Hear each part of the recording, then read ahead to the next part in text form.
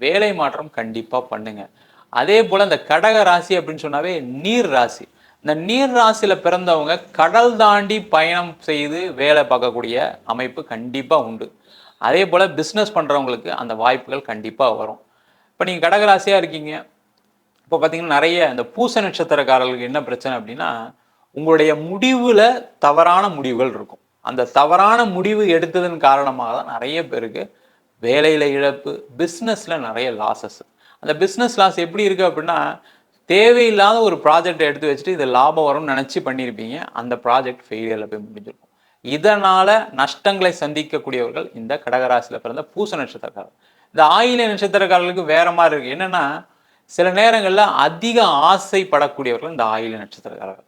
ரொம்ப கரெக்டா இருப்பீங்க. ஆனா, சில நேரங்கள்ல நம்ம இத பண்ணா என்ன? இத ஒரு ட்ரை பண்ணி பார்க்கலாமே! அப்படின்னு எடுத்த விஷயங்கள் எல்லாமே தோல்வியில போய் முடிஞ்சிரும்.